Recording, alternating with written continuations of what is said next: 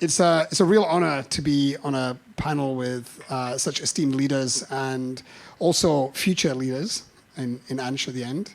I'm going to start with quick introductions. I'm going to ask the panelists to introduce themselves so that I don't mess it up.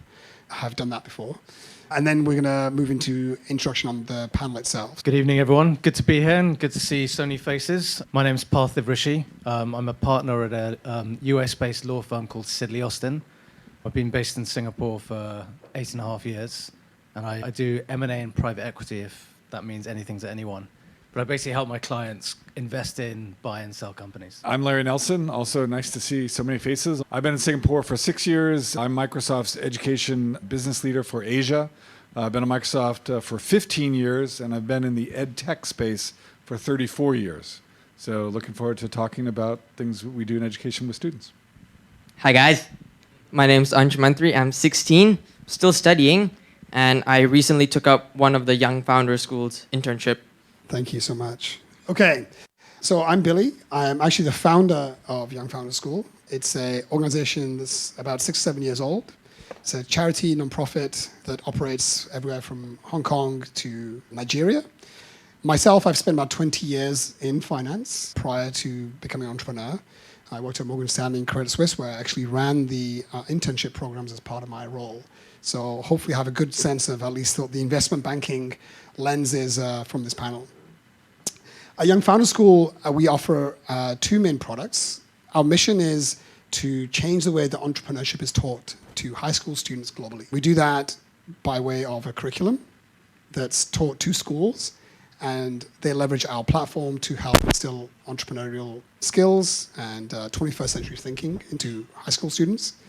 And then we also have a virtual internship program that we actually only launched 2 years ago, and as of last year, proud to announce that we are now actually the largest high school internship provider in the world. Last year we completed over 400 internships, and Young Founders School itself put through about 2,500 students through its program just last year. 70% of the students that have gone through our internship actually have been offered some sort of interaction with the company after the internship finished. So we'll touch on what the internships are about and why we think they're extremely exciting. But the topic of this panel was really, the seed of it was formed last year when ChatGPT launched. And I wrote a blog post. For those of you that haven't subscribed, you're welcome to do so. And the blog post was actually aimed at Parthiv's profession, where I'd had dinner with a friend of mine who's a lawyer, and he said that ChatGPT, within 4 months of launch, had been trained on their internal data and was as good as a year 7 lawyer. And that absolutely shocked me, because being a tech geek, I'm a bit of a student of history, and we've seen many, many technological revolutions. Most of them have impacted blue-collar workers, and typically they've reskilled and taken better, higher-paid jobs. Even the introduction of Microsoft Excel in 1985, some of you do remember that, I can see from the hair on your head, was at the time a huge scare for a lot of people, because there was about 1.1 million bookkeepers in the US at the time.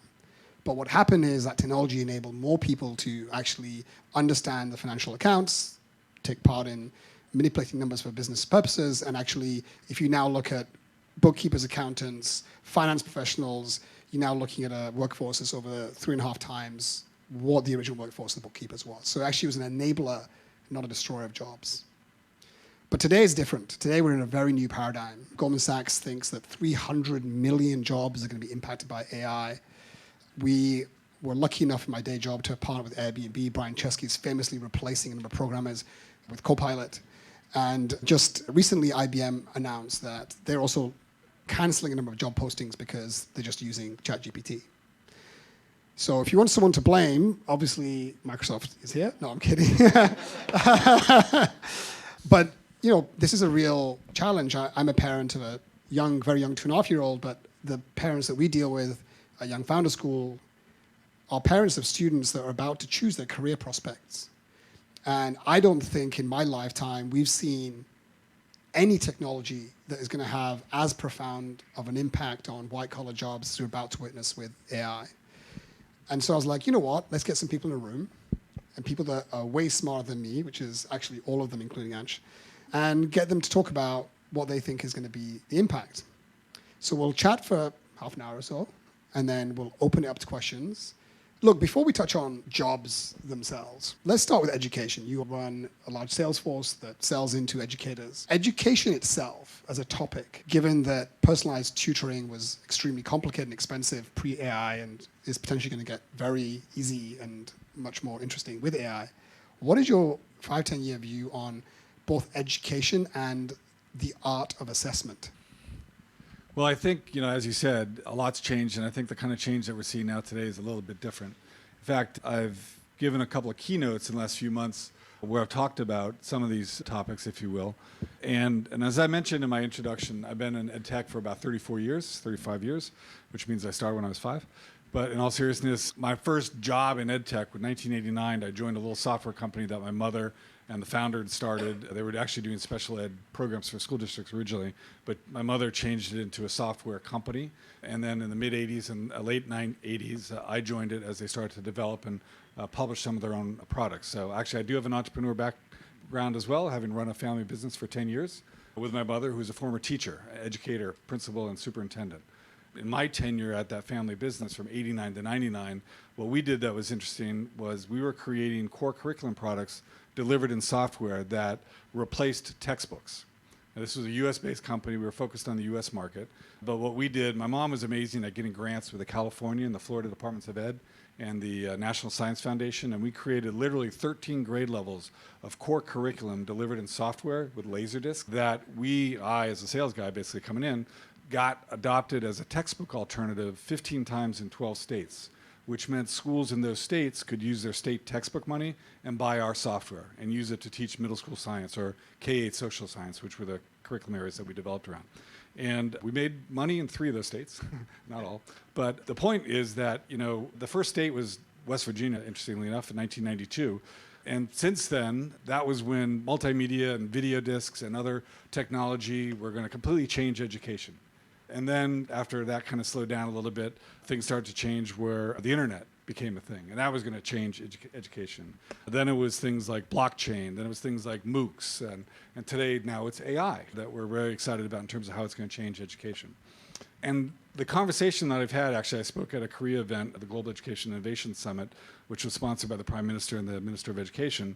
We had a panel that was originally going to just talk about innovation and technology. And the night before the panel discussion, we were at a dinner, and we were given this long list of questions that the ministry wanted us to talk about. And we kind of thought about it, it's it's kind of a boring conversation. Let's talk about this concept of why AI. Why and what's going to be different about AI today in education, and how is it going to make a difference?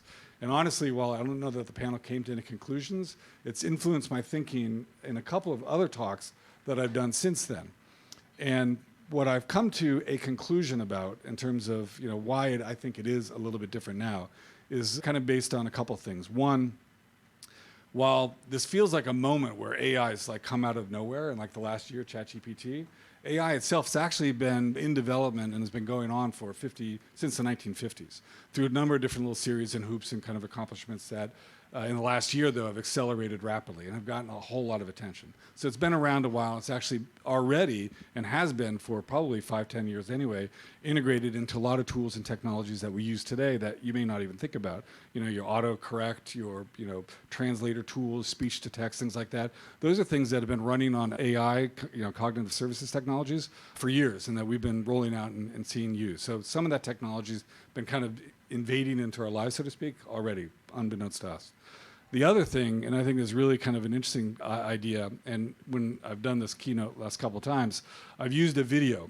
How many of you have remembered the movie Star Trek IV, Coming Home?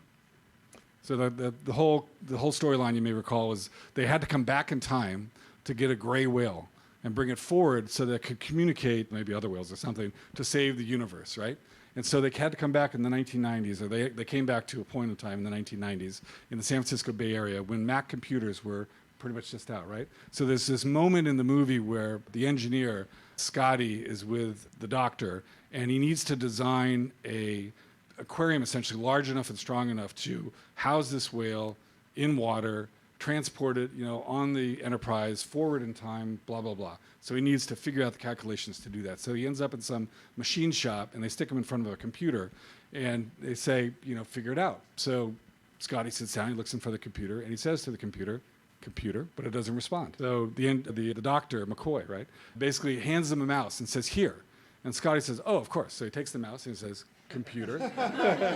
But it still doesn't respond. So then the guy who's like in the machine shop says, use a keyboard. And it's like, oh, the keyboard, how quaint. So he types away. My point is that when we think about Star Trek and we think about how amazing and robust the technologies in there, exist then in the future, the way we envisioned it, the interface with the computer and with that technology and that knowledge and that learning was just natural language. You interfaced with the computer. It helped you solve problems, right?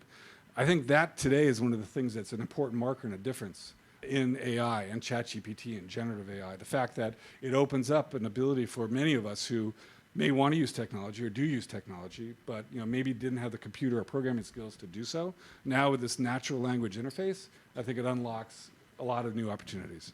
The whole assessment thing, that's a long debate. I'd love to talk about that too, but I think maybe you want to carry on. It's a great analogy.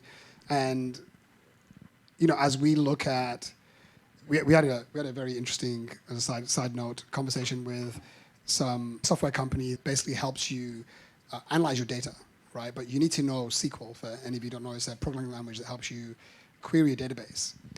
And one of the other investors said, well, this is a disaster for your business, right? Because now you don't need to know this language. You can just type in ChatGPT, and said, no, but this is a huge unlock. Now imagine the number of people that can actually query a database. So it's a kind of a similar thing that if I can just say, give me my sales for the last 15 days in a chart versus having to understand a very complex SQL command, it does open up very different opportunities. I'm going to move on to Parthiv, and I think this is a good segue into talking about skills. And I'd be very curious to know, one of the reasons we started Young Founder School is because what we realized when I was at Credit Suisse was that we needed to impart entrepreneurial skills into people that went into almost any profession, whether you're a doctor, lawyer, banker, teacher, whatever. Everyone needed those core skills. In your career, has the skills and the types of people that you're looking for in the law changed? And what is it today? So it's a really good question, actually. And I think I've been a lawyer for 20 years, and I practiced in the US, in Europe, and in Asia. And I think the one thing that has changed markedly from when I first started was entrepreneurialism. Ultimately, we're lawyers, but we run a business. And I think increasingly, as I've kind of grown up as a lawyer, what has been instilled in us more and more is, you run a business, you're generating revenue, we don't work for free. You're building relationships, you're selling a product. No different to any other business, we just happen to be in the business of law. And it's very different from when you first started. When you're at university and when you're studying law, you think of it as a profession and, you're going to be a great lawyer, you're going to be analyzing interesting cases, you might be arguing in court. You don't really think about the business side of it. And then as you become more senior, you realize that actually, it's just a business like any other business. And so, one of the key skill sets that we start instilling in our lawyers really early on is all of those business skills. How do you build relationships? How do you go out and win work? Do you understand the sector you're in? You might be a great lawyer, but do you understand what your competitors are doing? Do you understand what developments are taking place in the legal landscape? Do you understand what technologies are changing the profession? So understanding all of that is going to be really important to your progression. And as associates and other lawyers kind of progress through the system, obviously being a great lawyer is a given. There are many great lawyers out there. But what makes a really successful lawyer is not how good you are at kind of the legal stuff. It's really how good you are at the other things. How good are you at building a business? How good are you at winning clients? How good are you at convincing someone that you're going to be better for them as a legal advisor than your competitor? And those are really the things that stand you out from. There's hundreds of lawyers out, even in Singapore. There's like 50, 100 law firms out there. How do I convince a client looking to do X, Y, and Z who wants certain type of legal advice to pay me rather than my competitor who sits in an office who does exactly what I do? It's really those softer skill sets. And again, one of the things that you talk about, kind of core competencies, I think even with generative AI and all of these kind of technology tools that are becoming available that will change the legal profession, I think the core skills aren't going to change. And those are things like communication. Ultimately, you're advising people, businesses, clients. They're all underlying all that is people and who you're interacting with other people. So being a good communicator, understanding how to communicate everything from distilling a complex legal principle or argument into simple language that someone can understand, or explaining to your client who's trying to buy a business what the legal issue is in a way that they can understand. That's all communication skills, and that's a kind of really important skill set that people need to continue to develop, because I think we're kind of losing the art of communication a little bit. Relationship building, again, we're still going to be working. You're still going to be working with people. You're still going to be working in teams. You're still going to be working and winning clients, and that's all about relationship building. Teamwork, again, in any business, whether it's law, whether it's at Microsoft, whether you're a founder starting a new business, it's all about teamwork and working well with other people. And even if you have technology that you're using, you're still going to be working with other people. And so understanding how to work as a team, understanding how to be a leader. Actually, just before this, I was doing an internal presentation to some of our managing associates on how to manage a team, because again, you sort of grow up really focused on being a good lawyer, and then suddenly you're managing people, and no one teaches you how to do that. And really talking them through, well, what does it mean to manage people? How do you give feedback? How do you empower people? How do you kind of give them responsibility? How do you help the people behind you grow? You know, all of those skill sets are going to be super important, you know, irrespective of where we end up, you know, in 20 years' time.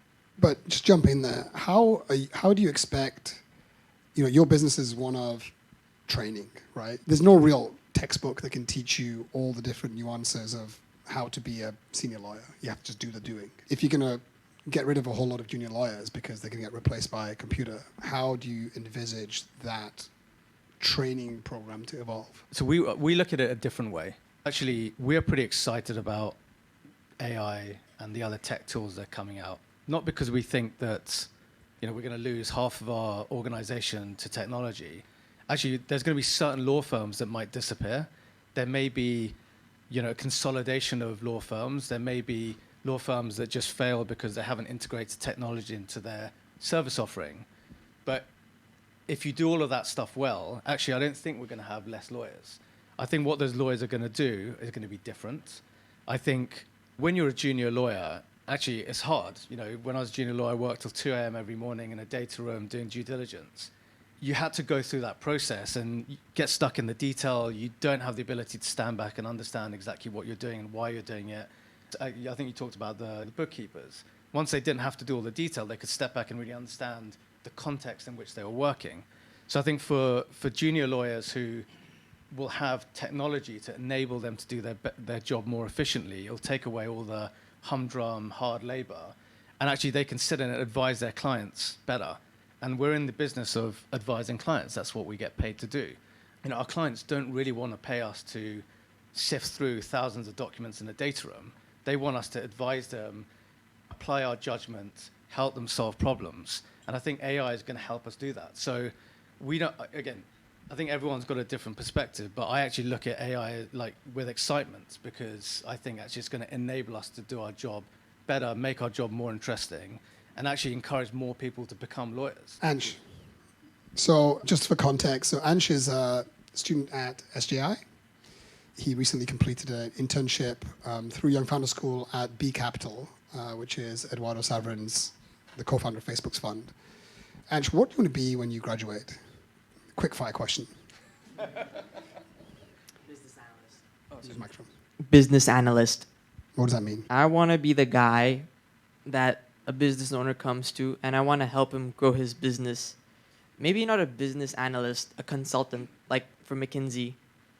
I like the lifestyle, and it's... You had some snickers don't worry, is because consultants are very close to the taxman and lawyers as people that people don't like to pay for. Just like his dad was a consultant, just so you know. Yeah, so I look up to him. It's my interest. I don't want to be a teacher. I don't want to be a cleaner. I don't want to be a lawyer. I mean, good for you, but I just No one wants to be a lawyer until they're a lawyer. I just don't find it fun. I think it would be fun helping other people to grow, and you can only do that if you're an expert at something like business. So tell me, are you and your friends concerned about AI and the impact on the job market, or how do you look at your job prospects when you graduate? Well, me and my friends, we're we have a positive opinion towards AI.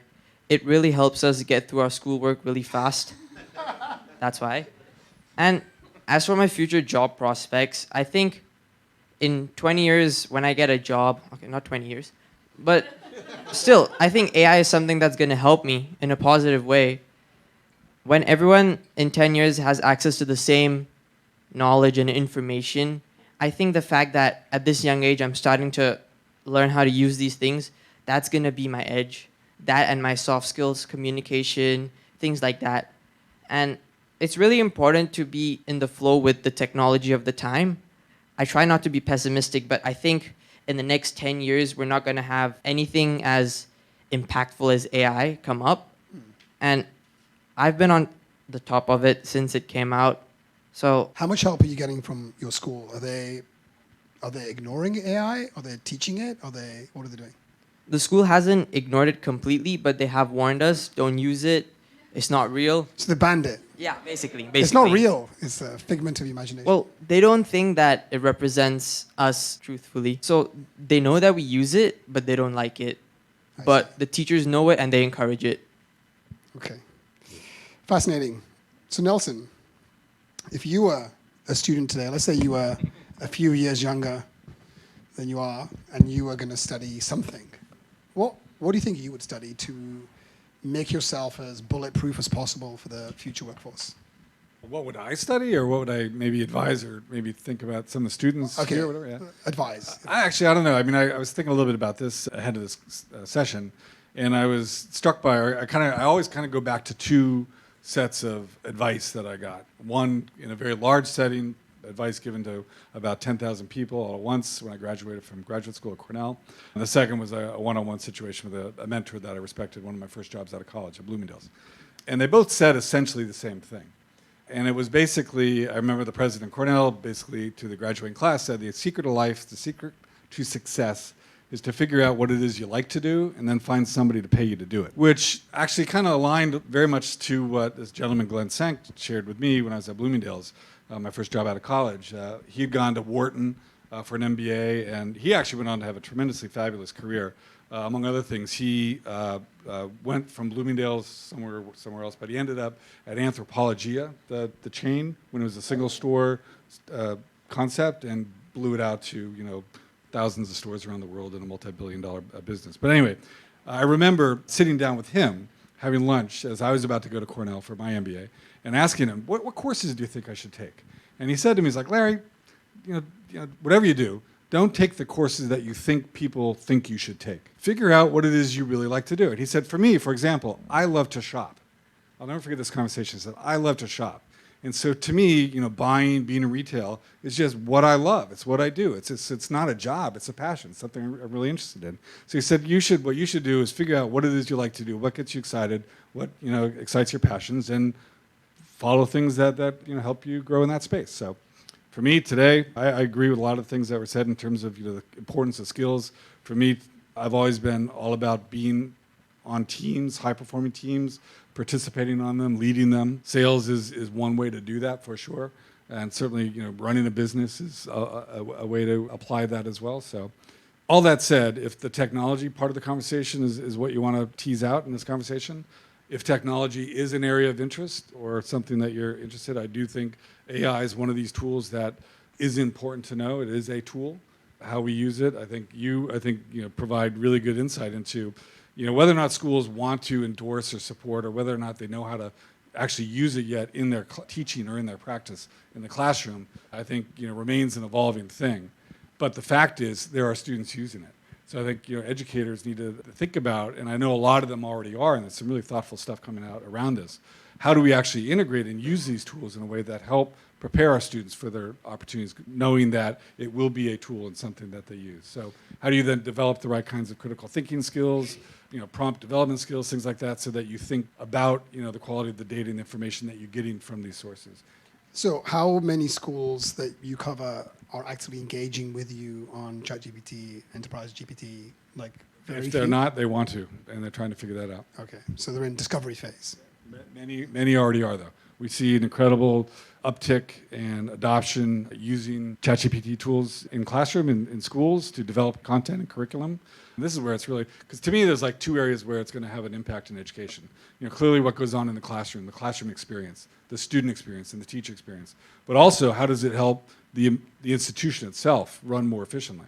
And how can the tools be used to save educators time in scoring, in assessment, in attendance, all the reporting and analytics that actually is an important part of how we help students learn in K-12 and in higher ed. Actually, one thought that came to my mind about one very positive use of AI, and I'm going to put this question to you, Parthiv. I was very, very fortunate to get a job at Morgan Stanley. We were from a relatively underprivileged background in North England. I went to state comprehensive, nothing fancy. But I just happened to go to Warwick University, which was number 5 of 5 schools that Morgan Stanley hired from. And the head of HR told me over drinks one day that if you had been at the 6th school, which was Durham, which was actually my second choice, my application would have been auto-deleted, right? I had a 10-year successful career. I was one of the youngest directors in London. And I loved working there. It was one of the things I'm most proud of. But I often think back to that moment of I could have been auto-deleted. And the reason that you get deleted has got nothing to do with their unwillingness to look at other talent. It's simply a matter of time.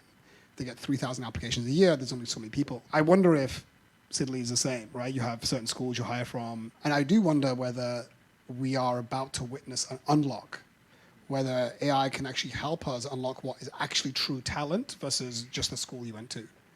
I don't know if you have any thoughts on that. I think back in our day it was like that. I think things have changed considerably in the last 20 years. I think all organizations will look to more diverse organizations to hire from, more diverse backgrounds to hire from. They'll be involved in initiatives to try and encourage people from less privileged backgrounds to apply, do internships, get more access to, whether it's law, whether it's banking, those sorts of industries that perhaps their parents or their family just weren't involved in, so they just didn't have any visibility. So I think that's definitely changed, and I think organizations are very cognizant of the fact that they don't just want to pick from, Ivy League schools or red brick universities, because if I look at some of the senior leaders of the organizations I've been at, they had pretty diverse backgrounds, because diversity brings with it different experiences, different skill sets. Sometimes people who went to Oxbridge got taught by the same colleges, same tutors, all kind of come out the same. And actually, that's not that helpful when you come into business and into real life. So how AI or technology could change that, I think ultimately, at least in what I do, it's still a people business. And I think one of the things we'll talk about later is kind of some of the advice that we'd give kind of people leaving school, going to university, looking for jobs. But how do you stand out from the crowd, right? The reason why we have grades and the reason why we have, or your organizations trying to sort of select from certain universities is you can't choose from the whole world, right? You've got to figure out where you're going to choose from, because otherwise it's going to be too cumbersome. But how do you stand out from the crowd? How do you make yourself different? How do your experiences make you more unique than the guy next door to you?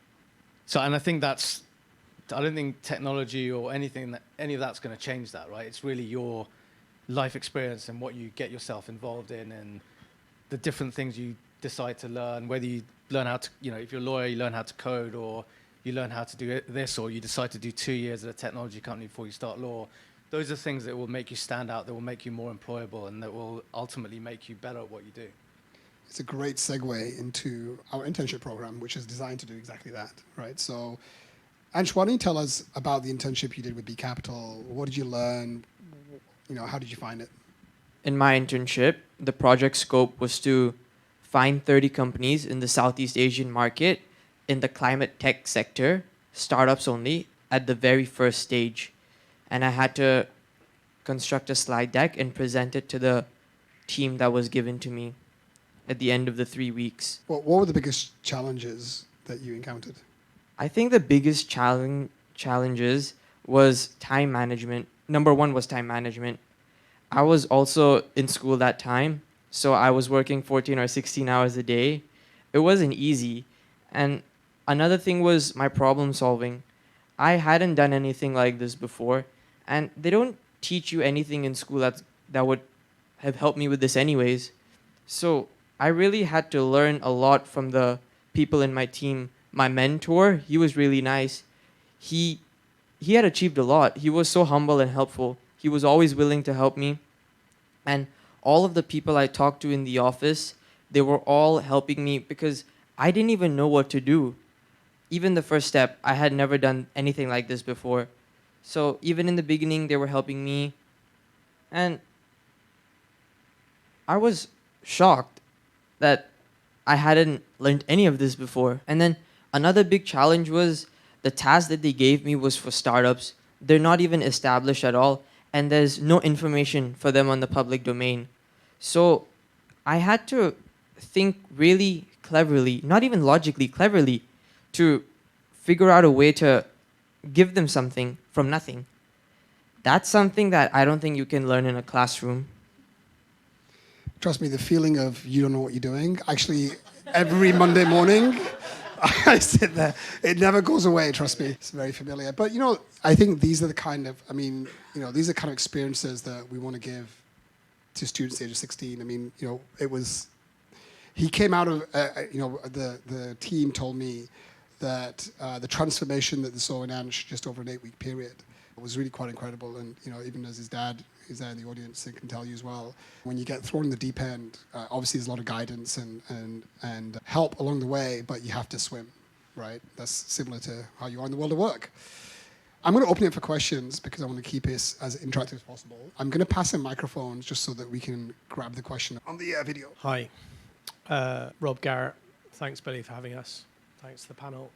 One technology that we heard a lot about for the last 3-4 years is blockchain. It's kind of been overcast by a huge AI shadow in the last 18 months. My question is around that. So blockchain's supposed to provide immutable truth on transactions. Do you think there's a role for blockchain in regulating AI and the way it's applied both in the workplace and in education? So essentially, students would have to prove, and I'm interested to get the view of the student, right? Students would have to prove that they haven't cheated using AI. They might have used AI to get data, but they haven't then used the AI to write their findings. And in the workplace, I know there are applications that have come to fruition. It's being used for trade flow funds and the like to prove stuff, but it still hasn't seemed to have mushroomed as fast as AI has. And do you think that that's still an interesting, particularly hearing from Microsoft, that's still a really interesting particular area of evolution in technology that we're going to see in the next decade or more? Sure. I'm not a technologist, just to be upfront, so I don't know that I could really speak very deeply about blockchain or address your question directly. But to your point earlier about assessment, the question you raised, and I kind of didn't get into it because I talked about a few other things, I think does speak to some extent to one of the issues that you teased out, and that is the whole notion of how do you assess student knowledge or student mastery or anyone's mastery in a world where AI could potentially, generative AI in particular, could potentially enable you to fake it more than you might otherwise. And so I think it's an interesting challenge in education for how educators think about integrating AI into the classroom and as a tool. What I know a lot of educators were thinking about initially was, what are kind of clever and strategies we could do to build into our pedagogy around the lesson plan itself. And in fact, kind of starting off out the gate saying, okay, here's an assignment. We want you to write, over the next 2 months or whatever it is, a report on a given topic, whatever it might be. And we want your first draft to be generated by ChatGPT. Then let's start analyzing it and working together collaboratively about, thinking through, whether or not the information that's provided makes sense, changing your prompts, kind of exploring it differently, so that you actually begin to use it as a tool and think about and apply the thinking, critical thinking that you want to elicit and help develop, for the student in that regard. Others as well, I know, are contemplating and looking at different ways to assess so that you would create situations where maybe it's more in-classroom writing exams or presentation type, kind of more peer review type engagements maybe, where it is incumbent upon the student to demonstrate their knowledge and mastery verbally or in some way that, obviously they need to understand it and be able to communicate it. So whether or not blockchain itself as a technology is going to support that or not, I don't know. Interesting idea. But it is, to my point earlier as well, one of those technologies a few years ago that everybody was talking about was going to completely change education, and now no one talks about it at all. I think AI is kind of potentially in that space also, other than the fact that, like I said before, it's been going on for some time. So it's actually has been inculcated into a lot of what we do already. I do think there are some substantive differences with a natural language interface that kind of talks to some of the things that you mentioned as well. And there are other things. But whether or not or how blockchain itself touches it, I don't know. I mean, just to extend on that assessment point, I can tell you from Young Founder School point of view, we think that there's going to be a complete sea change in how assessment is done. I'll give you a very basic example. We have a course called Bootcamp. It's one of our flagship courses where you put teams together and you come up with an idea at the start of a boot camp, and then at the end of the weekend, you present it to VCs for funding. And one of the early assessment criteria is what used to be the quality of the idea. Because actually that was a thing that students were really stuck on. Like, I don't have any ideas. And it used to take them ages to come up with an idea. And today, with ChatGPT, give me 20 ideas about how to decrease carbon, boom, right? It's there. So instead of kind of ignoring that fact that that does exist, we actually embraced it. So now what we assess is the idea is actually not the thing that we assess. We assess the process. So you come up with the idea. Now we need to design a way to actually go out and test the idea to see if it's a viable business. So they have to do surveys, they have to go talk to friends, they have to actually maybe make prototypes. That stuff you can't put in ChatGPT. And so that's just like our internal stuff that we've changed as a result of AI, nothing to do with blockchain. But that's an example, I think, of how assessment has to change. Another thing, if I could jump in as well, it was interesting. I was on another panel here in Singapore, actually, at the EdTech Asia conference, and completely by chance, the weekend before, my wife's really good at like doing weekend activities and chores and things. She keeps me very busy.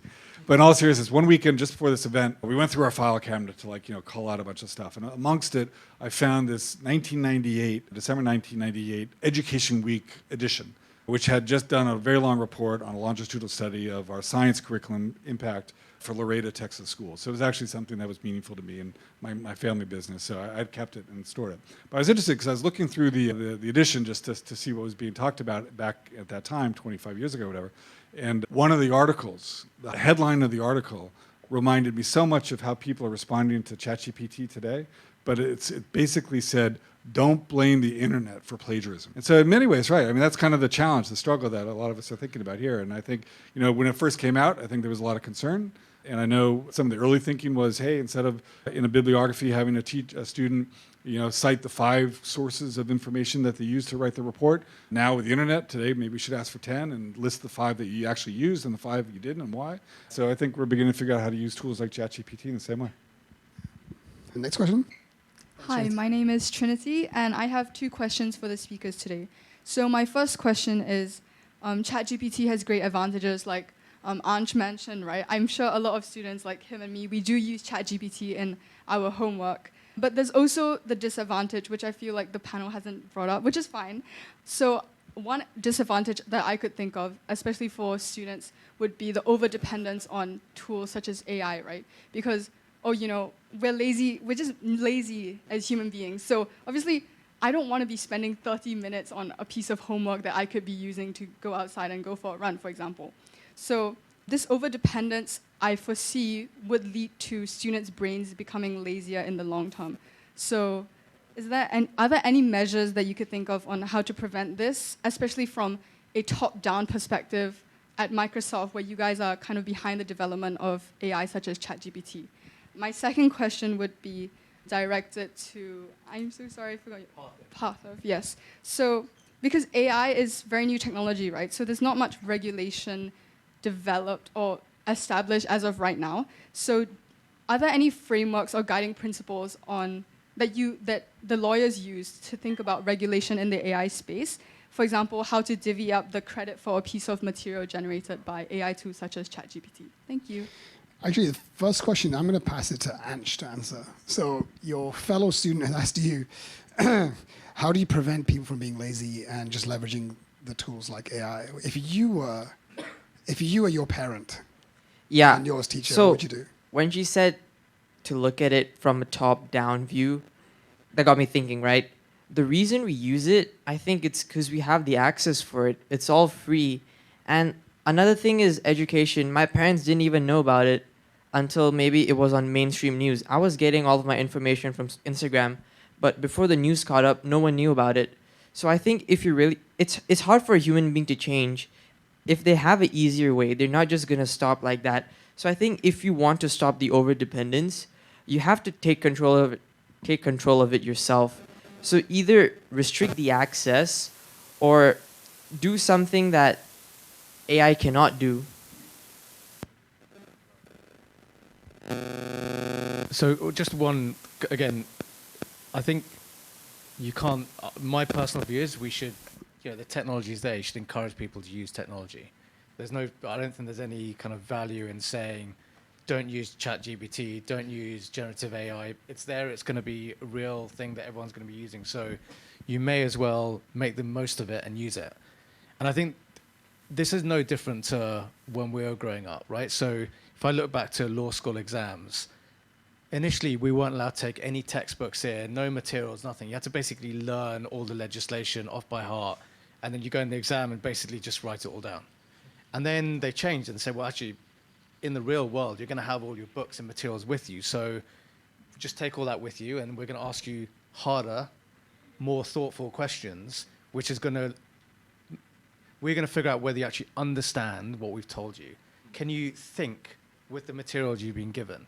And I think ChatGPT is no different, right? So you can get lots of answers from ChatGPT, but do you understand what it's telling you?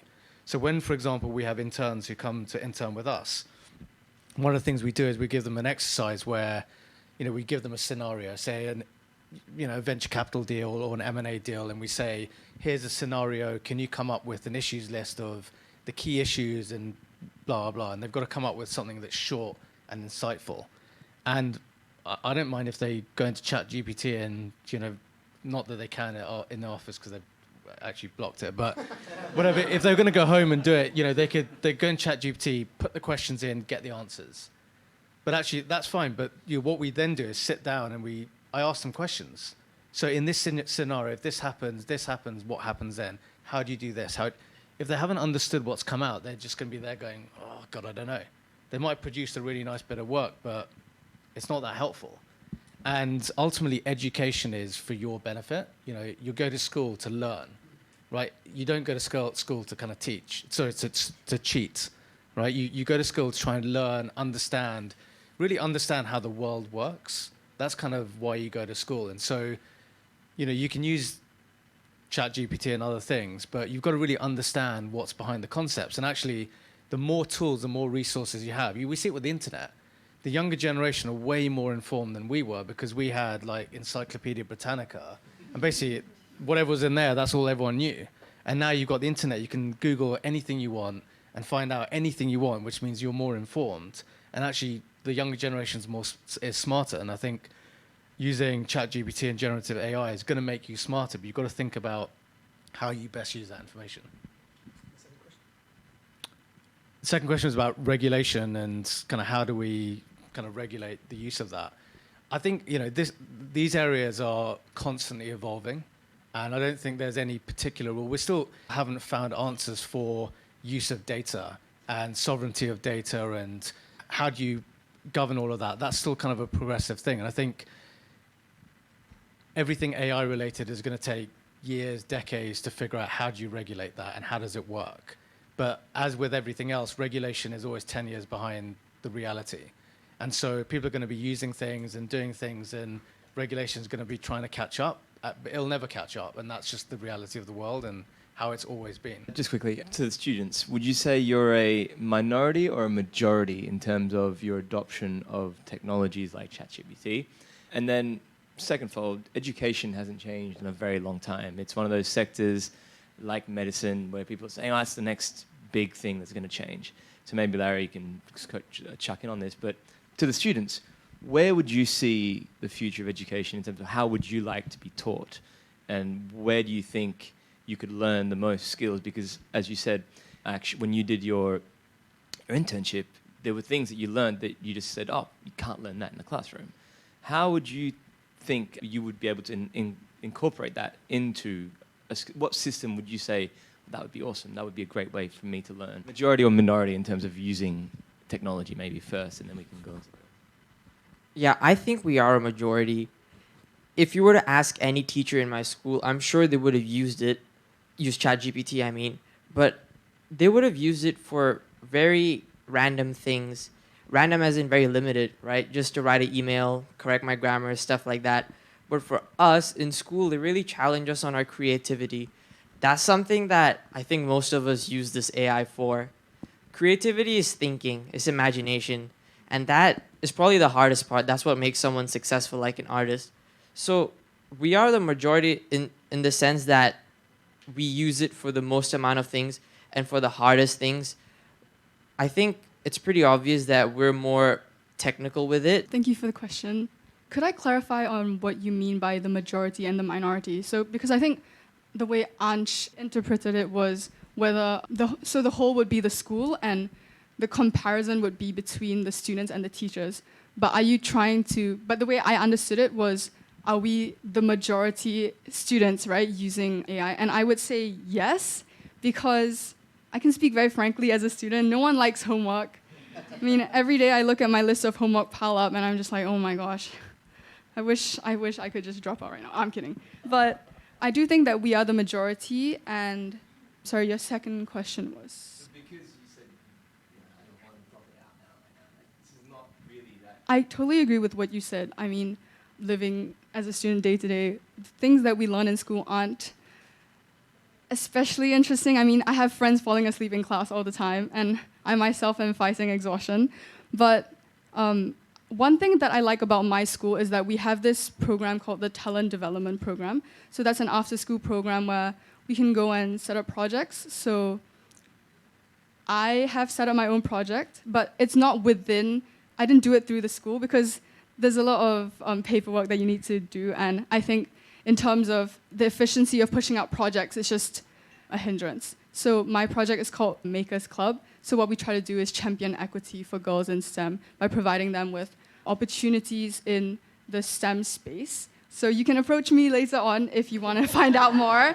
Yes, but my point is that starting a project, I feel, is always the best way to learn. The best way to learn is by doing. So it would be great if schools could integrate more project-based learning, because I know that for the majority, if not for the entirety of elementary school life, it's always just been the teacher's teaching and we're memorizing and we're regurgitating. So I really think that more project-based learning would be useful, because I think my biggest growths and my biggest learnings have been through setting up my Makers Club and also just other projects that were given to us by the school.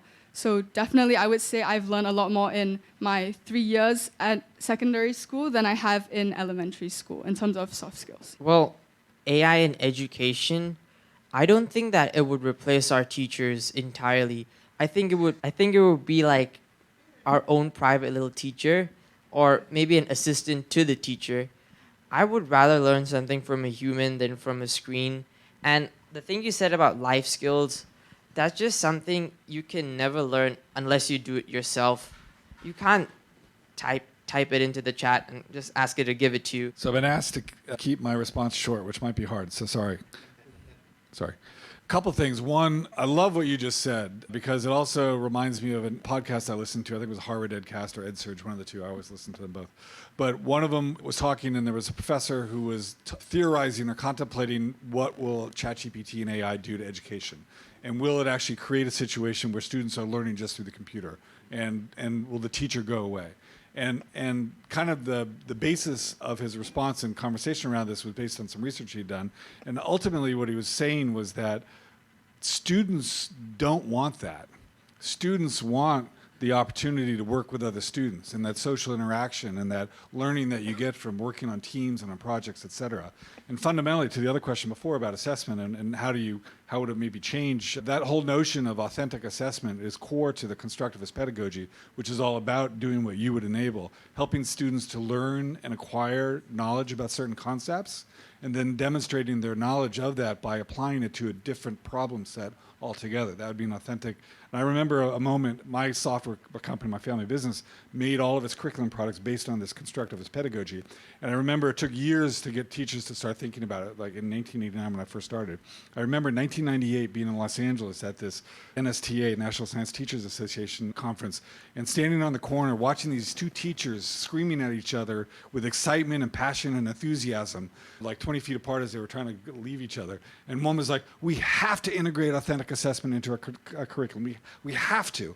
And it was just so exciting. So I think that's fundamentally how you get to your problem. I think fundamentally that's kind of part of what you're saying. Students want to learn with each other. They don't want technology to replace all their learning. Having said that, I've got some other ideas, but I don't think I have time to talk about them. Yeah, look, that's been great. I think before we wrap up, I do want to give one very special shout out to Gary over here, who's our videographer and soundman. Gary has kindly given up his time tonight to be here and to help us record this. He's just starting his video production business. And as a community where we help entrepreneurs, not just young, but also part of our mentors. So if you are in a business that needs to take some kind of video stuff, please get his number. Right, we'd love to support him in his journey as he starts becoming an entrepreneur. But I really want to thank you, panelists. Ansh, amazing. Larry, great insights. Parthiv, thank you so much. And even Trinity for your guest comments. That was really wonderful. And then obviously 1880 for allowing us to host this. I'm Billy.